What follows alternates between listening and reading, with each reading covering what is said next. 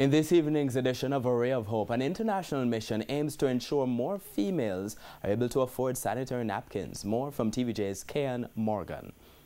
A Ray of Hope. Period poverty is a serious issue. For many females, the monthly menstruation causes pain, not only on the body, but also the pocket, because some just don't have the funds to afford sanitary napkins.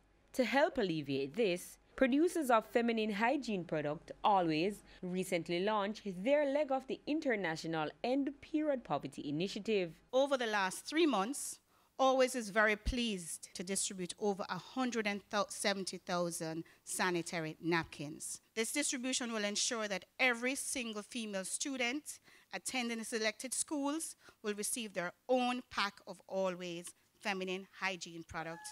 Always also partnered with Her Flow Foundation, media personalities, and the Ministry of Education in selecting 20 high schools to benefit from the donation. Amongst the 7th graders in high school, approximately 13% of girls on average use alternative items such as tissue, old cloth, banana leaves, and others when they have their period. We found that approximately 20% of them on average are absent from school whenever they have their periods because they simply don't have the products. Getting your period should not be oppressive.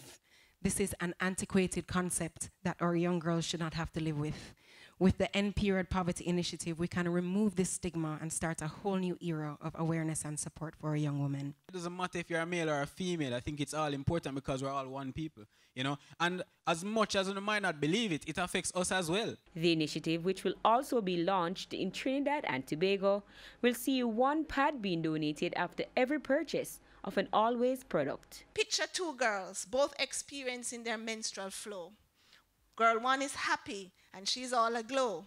Girl 2 is anxious and full of fright. We're going to change the script.